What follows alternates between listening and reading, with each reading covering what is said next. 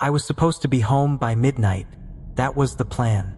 The festival had run long. The highway had thinned to nothing, and the world outside my windshield had turned into a dark blur of pine and kudzu. I was driving my father's old Buick, a car that smelled faintly of oil and tobacco, like him, and hummed in a way that reminded me of long childhood trips down the Gulf roads. I always told myself that as long as the car kept running, I was safe.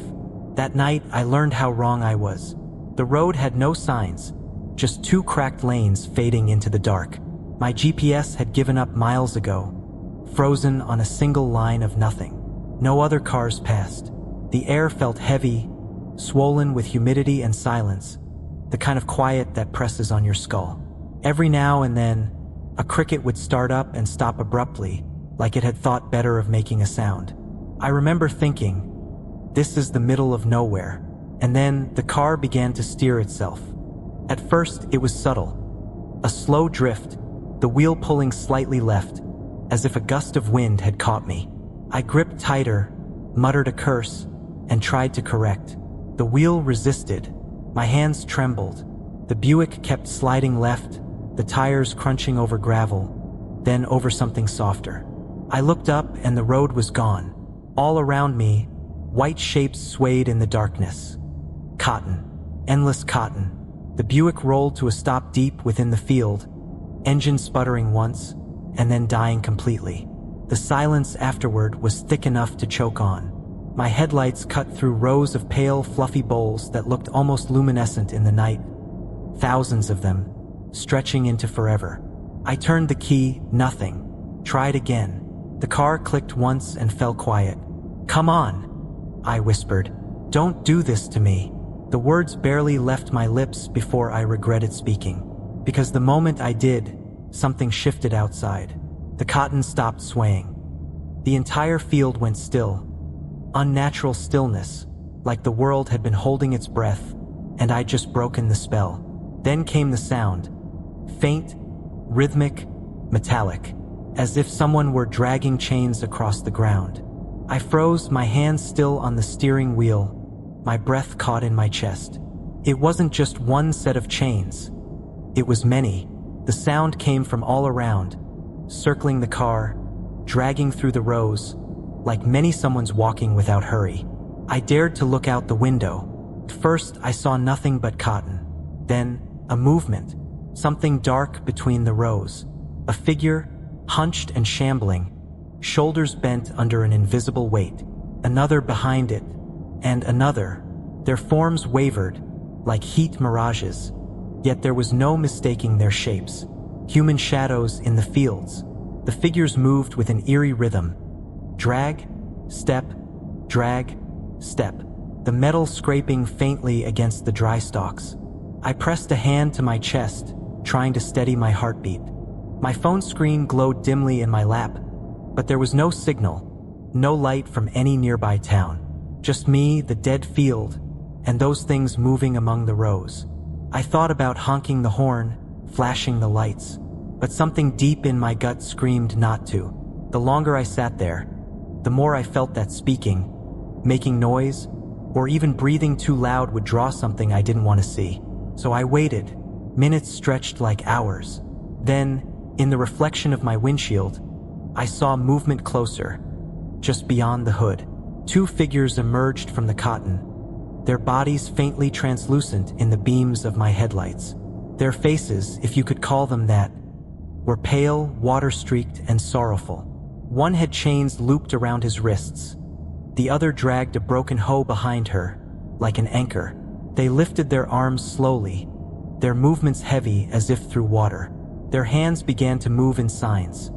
Sharp, deliberate motions I didn't recognize at first. But somehow the meaning reached me. Be silent.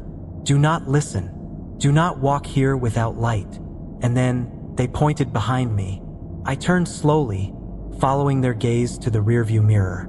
In the reflection, at the farthest edge of the headlight's reach, a figure stood watching. Tall, thin, wrapped in rags, and glowing eyes. Red, like coals in a dying fire.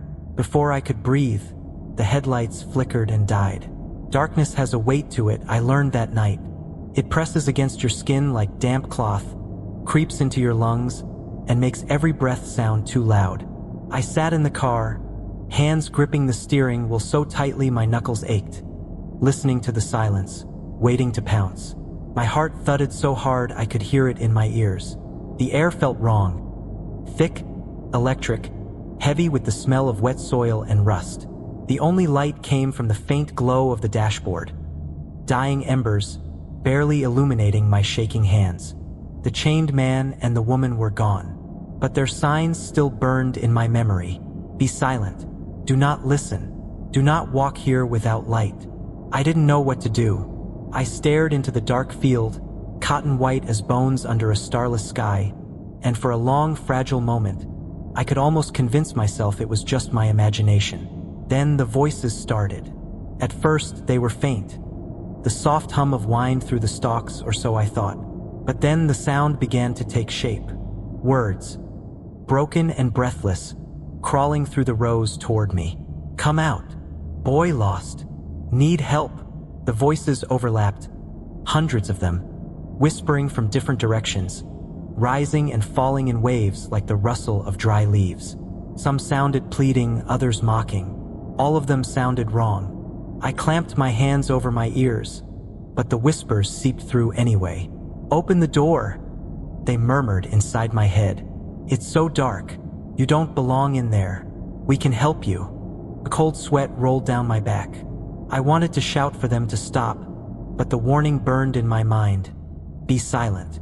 So I stayed still, gripping the steering wheel as if it were the only thing keeping me alive. Then, I heard a tap against the window. I turned my head slowly, the way a trapped animal turns toward the sound of its predator. Something stood just beyond the glass. A thin silhouette, featureless except for the faint glint of metal where its fingers should have been. It didn't move, didn't breathe, but its shadow stretched impossibly long across the cotton, warping the rows as it spread. The voices hissed louder. Don't fear him. He wants to help. Open the door. He can fix your car. Speak to him. Say thank you. My lips trembled. The words sat heavy on my tongue, desperate to escape, but I bit down hard, feeling blood rise. The figure leaned closer, its head tilting unnaturally to one side. In the faint gleam of the dashboard, I caught a glimpse of its face, or what was left of it. Hollow sockets burned faintly red, like smoldering embers buried in ash. Its mouth was a jagged tear, a wound rather than a mouth. And inside that wound, something moved, twitching shapes, like trapped moths. I blinked, and it was gone.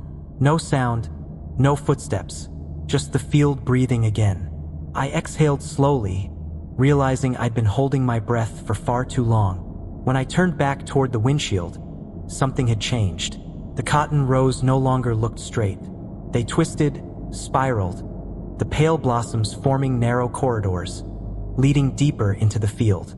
The road was gone completely, and then I saw a light, faint and golden, flickering somewhere far ahead like a lantern. The third warning echoed in my mind. Do not walk here without light. But that light, it called to me. It was the only thing that didn't feel dead.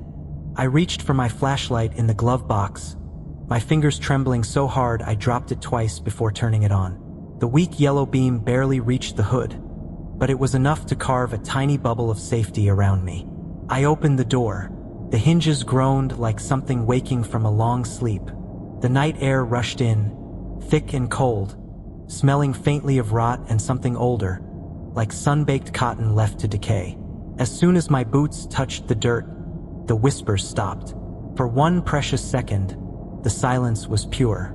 Then, far out in the dark, I heard the sound of dragging chains again, and something breathing, slow, labored, almost human. I aimed my flashlight toward the sound. The beam hit the edge of a shadow that didn't belong to anything visible. It shifted slightly, then froze, as if waiting for me to move. I swallowed hard. Don't listen, I mouthed to myself, covering my ears with my free hand. But even then, I could feel it. The voice pressed against my skull like a hand.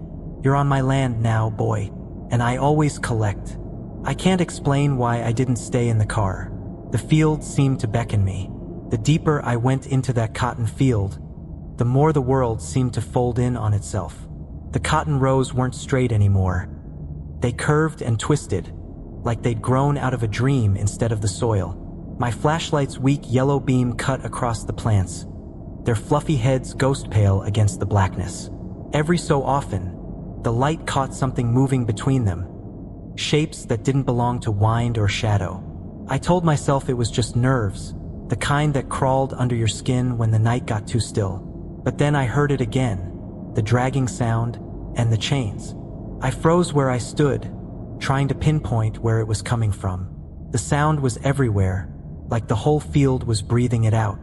I flicked the flashlight toward the cotton rows, and for a moment, I saw what looked like bare feet moving between them. Dozens of them, walking in uneven rhythm. Some slow, some stumbling. Their ankles were dark, glinting faintly where iron links caught the light. I called out before I could stop myself. Just a single word, "Hello?" and immediately clamped my hand over my mouth. The first warning, I'd already broken it. The response came in whispers, soft at first, then closer. "Don't talk, brother. You'll bring him. He likes the ones who speak." The voices trembled, fragile like wind through old curtains. I swung the flashlight toward them, and for a heartbeat, I saw them, two figures, standing half concealed by the cotton. Thin, hunched, their skin ashen gray. The faint gleam of tears ran down their cheeks like silver threads. They raised their hands and began to move them. Deliberate gestures that caught the light like choreography from another age. I'd seen this before, sign language. 3 phrases, repeated twice. "Don't speak. Be silent. Don't listen. Cover your ears. Don't walk here without light." Their mouths opened. No sound came out, only the shape of the word, "Run." I turned, but before I could move, my flashlight dimmed, flickered once, then went out. Darkness swallowed everything. For a moment, I stood completely still, listening to the pounding in my chest. The air around me felt wrong, too close, too humid. Then, from somewhere just to my right, came a faint groan. The earth shifted under my boots. Something long and hard scraped up from beneath the soil, and I jumped back as a bony hand, thin, yellow-white, its fingers curled like hooks, broke through the ground. It clawed once at the air before going still. Then another appeared a few feet away, dozens of them, hands, skeletal and shaking, reaching through the dirt.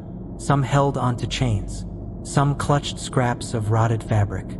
All of them moved, as if straining against something that still held them down. I stumbled backward, almost tripping over a root, and that's when I heard him, the overseer. His voice was calm, drawn out, the kind of tone used by a man who gave orders that no one dared to question. "Keep your hands workin', now. Ain't no rest till the sun rises." The words came from somewhere deep in the dark, accompanied by the sound of something dragging, like a shovel through gravel. The smell that came with it was unbearable. Old smoke, sweat, and decay. The 2 ghostly figures began backing away, fading into the rows. I wanted to follow them, but I couldn't make myself move. My legs felt rooted to the ground, like the field had claimed them. The voice came again, closer this time. "Boy, you got a fine voice. Don't let it go to waste." The earth trembled once, and the sound of chains grew louder. I didn't wait to see what was coming. I grabbed my flashlight, slapped it against my palm until it flickered back to life, and ran. The light wavered, catching glimpses of the field bending unnaturally, rows looping into each other, like a maze that hadn't been built by hands. Behind me, something followed, steady, unhurried. The sound of chains marked its pace. I don't remember when I stopped running. It was like the field swallowed my momentum, turned me around without me realizing it. The flashlight trembled in my hand, its beam slicing through a fog that hadn't been there before. The cotton looked different now. Taller, thicker, crowding me. Their stems were dark and slick, and when I brushed against them, they left streaks, like soot on my skin. Every direction looked the same. The horizon was gone, replaced by an endless wall of white tufts shifting slightly, as though breathing. I turned in circles, whispering curses without meaning to, and the moment I heard my own voice, a cold shiver ran through me. The whispering began again, all around, threading through the plants. "You shouldn't have spoken. He's listening now. Hide your mouth, hide your voice." The flashlight flickered again, and in its momentary blink, the field shifted. The cotton plants twisted upward like pale walls, curling into arches that bent over my head, forming tunnels. When the light steadied again, there was a motionless figure, standing at the end of one tunnel. At first, I thought it was one of the silent spirits again, but then it began to move, jerking like a puppet on invisible strings. I lifted the flashlight toward it, and the figure turned its head slowly, the way a bird might when it's deciding whether to strike. Its face was wrong, stretched, blurred, as if half melted. The mouth opened too wide, and from within, I heard dozens of overlapping voices, all whispering in agony. "Light won't help you. Speak, and you'll join us. Let him take your voice. It won't hurt long." I stumbled backward, shaking my head, but then another voice, softer, feminine, cut through the chaos. "Sheila," it whispered. "Sheila's waiting for you. She's afraid." My heart froze. This is the name of my girlfriend. I turned, desperate, and saw movement again. Something ducking behind the cotton. A trick of the dark, maybe. Or maybe she really was here. Maybe I'd lost more time than I thought. Maybe I'd blacked out. "Sheila?" I whispered. The field went completely silent. Just ahead, I saw her, standing in the fog between two rows. Her hair caught the faint glow of the flashlight, her eyes wide, her expression wrong. "Sheila," I said again, louder this time. "What are you doing here?" She didn't answer. She just lifted one arm, the movement unnaturally stiff, and pointed behind me. I turned and stiffened. Something was crawling out of the ground 20 feet away. At first, it looked like a man digging his way up, but the more of him emerged, the less human he seemed. His back was arched too high, bones pressing against parchment-thin skin. His clothes hung in rags, and every movement made a soft cracking sound, like branches breaking in slow motion. The light caught his ribs. They gleamed white and sharp as plow blades. He straightened fully, towering, his skull turning toward me. Inside the hollow sockets, something glowed. A dull, simmering red, like embers left too long in a pit. Over his shoulder slumped a huge burlap sack, twitching and bulging, as if filled with something alive. The sound that came from it was unbearable. Muffled cries, gasps, desperate voices calling out in 100 overlapping tones. The overseer, the chains dragging from his wrists, clinked once as he took a step forward. He didn't walk so much as drift, bones scraping against dirt without bending. And the worst part, I couldn't look away. I couldn't even move. My throat clenched. I tried to speak, to beg, to scream, but nothing came out. My voice simply didn't work. The overseer stopped about 10 feet away. The red coals in his eyes brightened, and when he finally spoke, I felt a vibration deep in my bones. "Boy," he said, "you don't belong on my land." The sack twitched violently. One voice rose above the rest. A raw, panicked cry, "Run!" that broke whatever spell had pinned me. I turned and bolted through the cotton, not caring where I was going. My flashlight swung wildly, its beam breaking apart into shards of yellow light as I ran. Through the noise of dragging chains, I heard his calm and steady voice. "You'll scream for me soon enough." I ran until my legs trembled like overworked strings on a broken instrument. The rows of cotton stretched endlessly. No matter which way I turned, the field closed in again, the fog thickening until it felt like breathing through wet cloth. Somewhere behind me, the sound of dragging chains faded, replaced by the low, rattling murmur of countless whispering throats. I slowed, panting, shining the flashlight back and forth. My throat convulsed painfully. My own voice felt dangerous, like a loaded gun in my mouth. The cotton plants began to move. I swear to God, they leaned toward me, their soft white blossoms trembling, as though breathing in my fear. The bulb of cotton brushed against my cheek. It was wet with blood. I jerked back, wiping my face, and then the whispering began again. Faint, feminine voices, overlapping and wrong. Help us. He took our voices. He keeps us in the sack. My light caught movement, a flicker of motion in the fog. I turned the flashlight slowly, and the beam landed on something lying on the ground. A burlap sack, smaller than the overseer's but moving. It twitched like something breathing inside. Then it whimpered. The sound wasn't human exactly. It was pain given voice. My first instinct was to run, but some morbid part of me wanted to look, needed to. I took a cautious step closer. The small sack shifted again, and from within came a faint whisper. Please help us. The voice was young, desperate, human. My hands trembled as I crouched near it, reaching forward.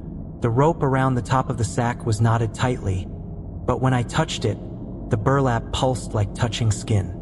Then it spoke again, but this time it wasn't a plea. Let me borrow your voice. The sack split open. A cloud of black mist erupted outward, swirling around me. I stumbled back, waving my arms, but the mist clung to me, thick, cold, sticky like oil. I tried not to scream, remembering the rule, but the sound burst out anyway, raw and high-pitched, ripped from my throat. The moment I screamed, the mist rushed toward my mouth. It poured in, forcing itself between my teeth, down my throat. The moment I screamed, the mist rushed toward my mouth. It poured in, forcing itself between my teeth, down my throat. I could feel it writhing inside me, cold tendrils coiling around my vocal cords, pushing deeper, probing, whispering. A dozen voices flooded my skull, all at once, shouting, whispering, laughing. He's coming. You spoke, he heard. Your voice is his now. I dropped to my knees, choking, clawing at my neck. My vision pulsed black and red. I tried to cough it out, but something in my chest moved. When I opened my mouth again, the scream that came out wasn't mine. It was a chorus of other screams. Men, women, children, all shrieking in agony through my throat. Behind me, the fog swelled, and from within it, a deep hollow laugh rumbled. Slow and distant, yet somehow inside my skull. You shouldn't have screamed, boy. The overseer's voice echoed through me. Now I know what you sound like. The light flickered again. The cotton bent away from me in all directions, revealing a narrow path leading deeper into the field. I jumped up and began moving forward quickly, clutching my throat. The flashlight shook in my hand like it was afraid too. Every few steps, I'd trip over something buried in the soil. Roots, bones, chains. The ground seemed to writhe underfoot, refusing to stay still. My throat still burned. Every breath scraped raw, and the taste of rust lingered like old blood. I tried to hum, to make some sound, just to hear myself. But what came out was wrong. A dozen faint whispers fluttered from my mouth instead, as if something else were speaking through me. I clamped a hand over my mouth in horror. The warmth beneath my palm trembled. Then the voices began to mock me. Don't run. Don't hide. He already heard you. A shape flickered in the fog ahead. For a second, I thought it was a person, maybe one of the spirits trying to warn me again. But this one was wrong. It didn't move like a person. It swayed side to side, head tilting in mechanical jerks, long and thin like its bones had been stretched. I froze. The flashlight caught it for only a second, but that was enough. Its ribs jutted out like rusted fence posts. Its spine twisted, and in place of legs were long cords of darkness, like roots made of smoke, pushing through the dirt. The thing turned toward me. Two red points flared in the fog, bright as burning coals. The overseer. He slid toward me, silent and deliberate, dragging his heavy sack behind him. I stumbled backward, my foot catching on a half-buried chain. The light fell from my hand, beams spinning wildly across the cotton. And that's when I realized something horrifying. The cotton itself was breathing. Each stalk trembled in unison, swaying with a pulse. Between the plants, the fog thickened, forming vague faces that rose and vanished again.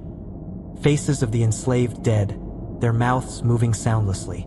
The field was full of them. The overseer stopped a few yards away. His skull glowed faintly beneath tatters of flesh. His jaw opened and closed like he was testing how it felt to have a mouth again. The red light in his eyes flickered brighter.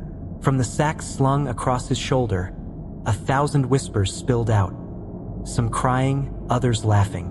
They blended together until it sounded like the wind itself was speaking. "You broke the rule," they hissed in unison. "You spoke. He knows your voice now." I couldn't say anything. My throat locked.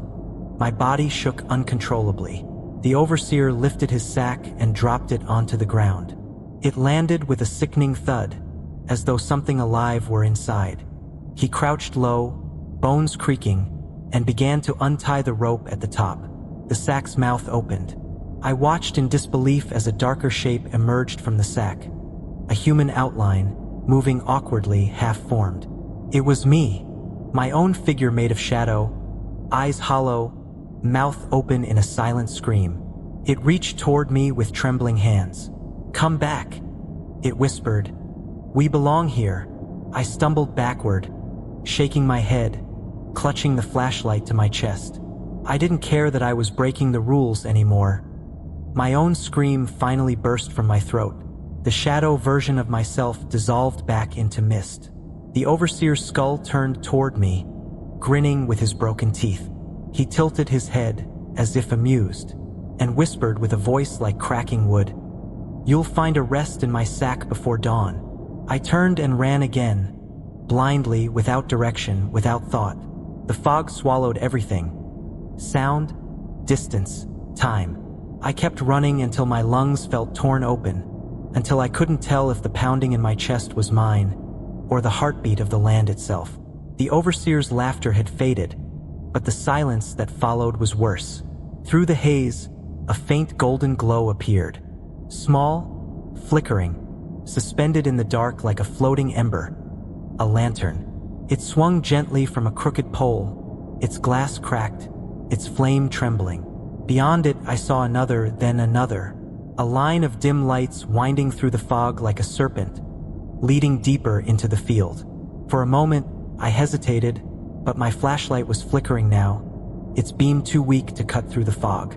The battery was dying, or maybe the air itself was draining it. I could feel eyes all around me, the cotton trembling like it wanted to speak. If I stayed here, the overseer would find me.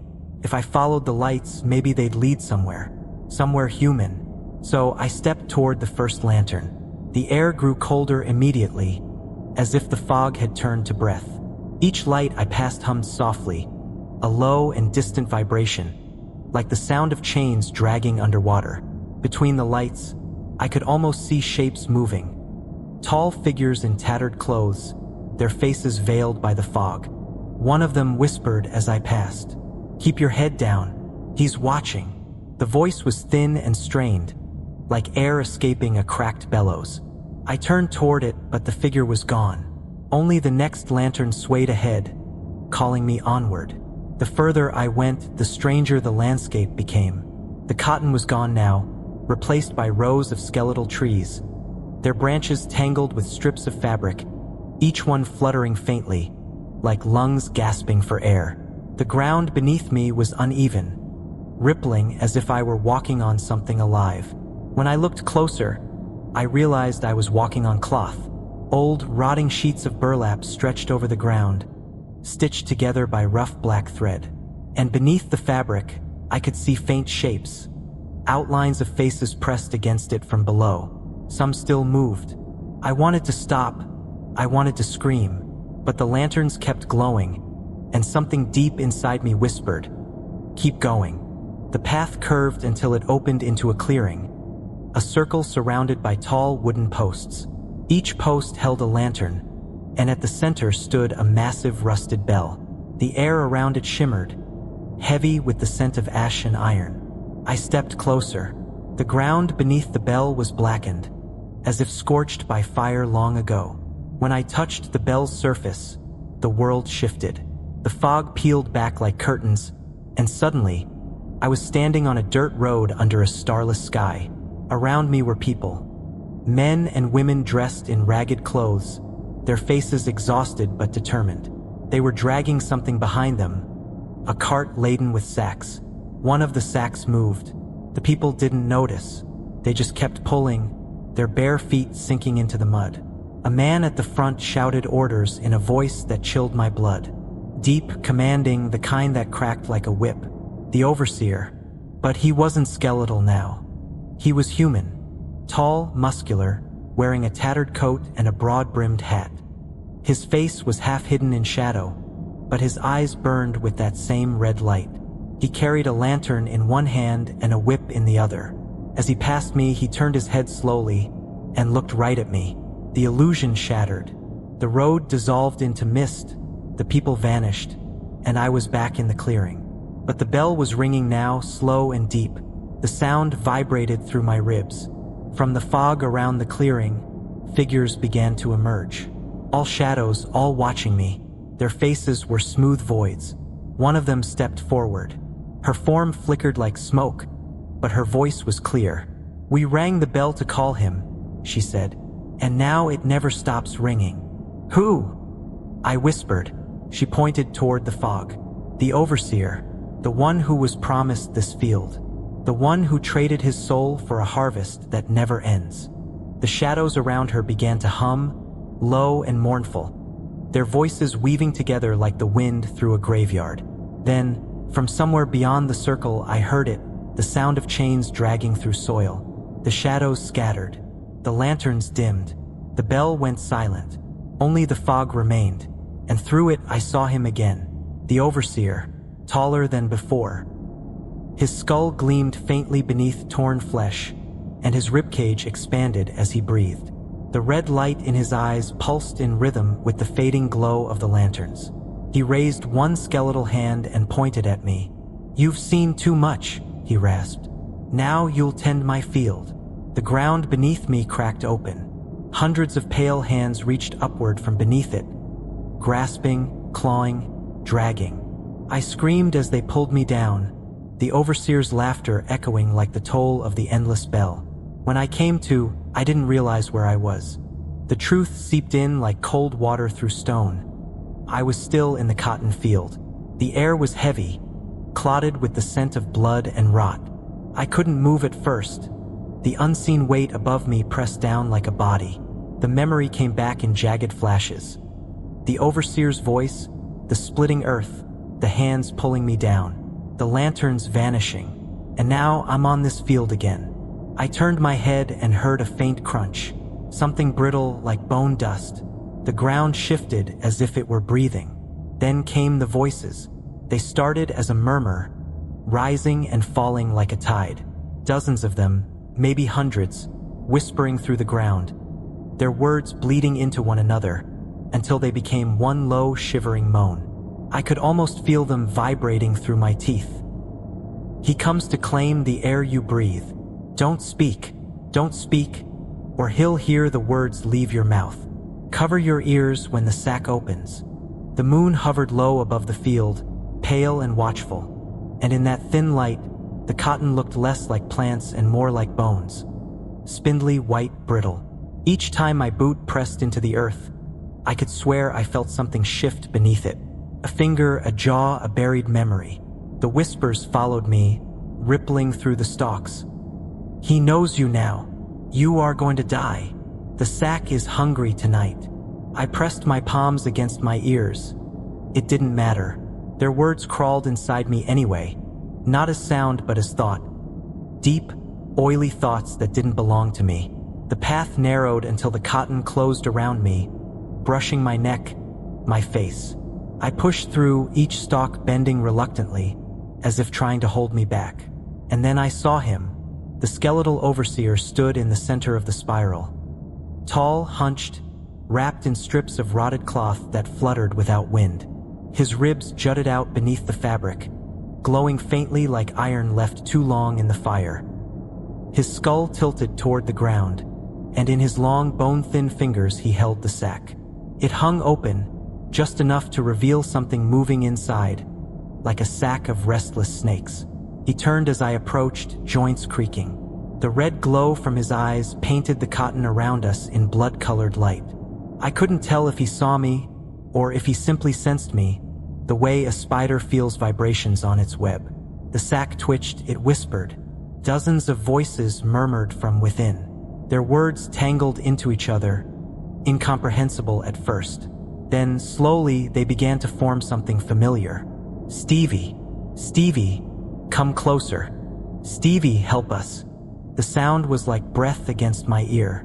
My legs trembled. My father's voice was there again, clear as it had ever been. Son, please, I can't see. Help me out of here. My throat constricted. Tears stung the corners of my eyes. The sack swelled and twisted, as though something inside was trying to push through the fabric. The overseer bent down and dropped it in front of me. The earth shook when it landed. Dust rose and swirled, and the sack's mouth yawned open. What came out wasn't air. It was sound, wet human sound. A storm of voices, each one distinct, yet merging into one terrible harmony. Come inside, Stevie. It's warm here. No pain. No problems. She's waiting for you inside. The whisper that said she's waiting struck deep. I saw a flash in my mind.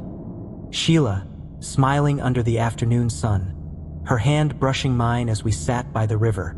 I could almost feel her warmth. But then the image warped. Her skin paled, her eyes hollowed, and her mouth opened in a silent scream that the voices filled for her. I stumbled forward, unable to stop myself. The sound of the sack was magnetic, a current pulling me closer. I could smell something sweet and wrong coming from it, like honey mixed with decay. The overseer stepped aside, his head cocked, as if granting permission. His voice was a rasp of sand. It's not death they fear, boy, it's silence. Give me your voice, and you'll never know it again.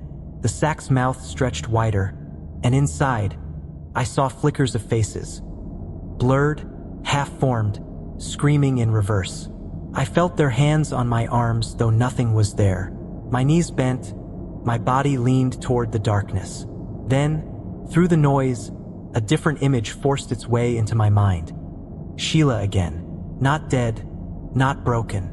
Her real self, alive, laughing in our tiny kitchen, as she burned pancakes that morning I left for the festival. Her voice, soft and teasing. Don't let the world take your voice, Stevie. It's the only thing that's really yours. I froze. The hands vanished. The voices faltered, confused. For a heartbeat, silence reclaimed the night. The overseer hissed. The light in his eyes flared, and his ribs split open like a cage. The sack writhed violently, screaming now in 1,000 tones.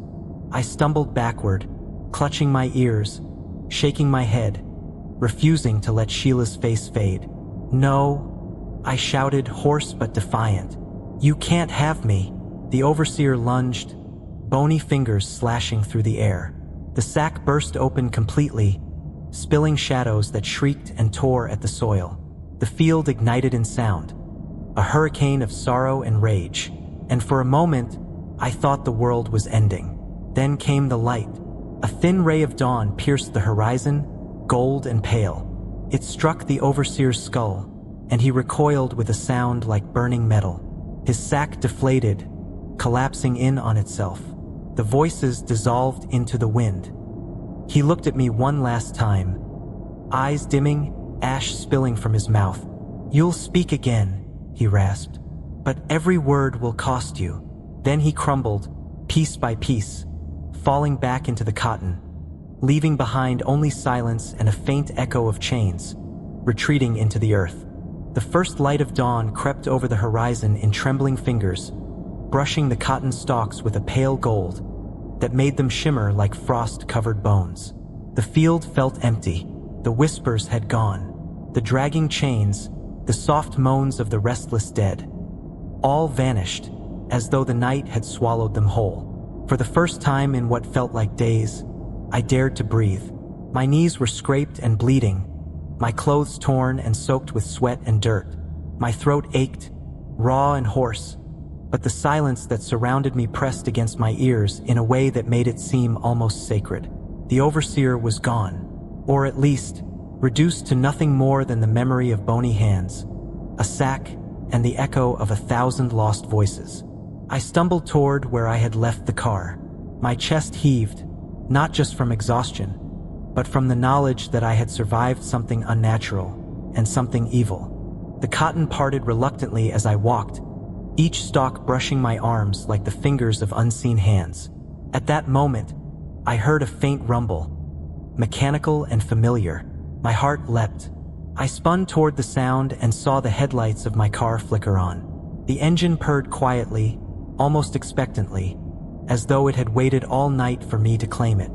I approached slowly, hands raised in disbelief, checking for any sign that it was a trick. But no, it was real. I slid into the driver's seat, fumbling with the keys, and the engine hummed steadily beneath me.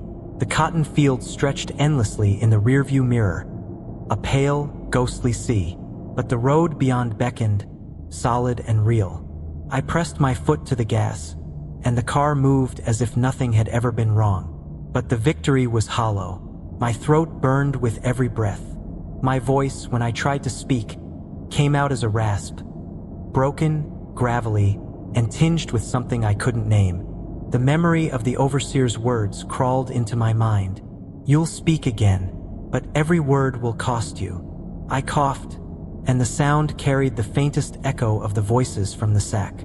100 whispers layered into my own, reminding me that even though I had survived, a piece of the field, a piece of the overseer, had lodged itself inside me. The road ahead was silent. The sun climbed higher, brushing the world with warmth that felt almost foreign. I drove without looking back, the cotton fields shrinking behind me, the ghosts dissolved into the light of morning. Sheila's face, her voice in my mind, kept me steady. She was real, she was alive, and for now that was enough. Yet even as I left the field, I felt it in the back of my skull.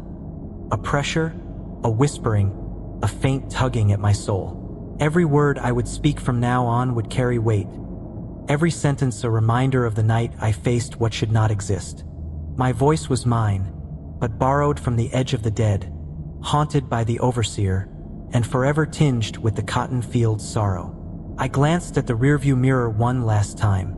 The field was gone. The shadows of the dead evaporated like mist, but a single, faint red gleam lingered on the horizon, pulsing softly, almost like the glint of hot coals. The overseer might be gone, but the memory of his presence, and the cost of survival, would follow me for the rest of my life. I drove on. The road ahead was open, the sun rising higher, but every step, every word, every breath would carry the memory of the night I walked among the voices of the lost. And somewhere deep inside, I knew I would never be the same. The field was behind me, the dawn was breaking, and my voice was mine. For now,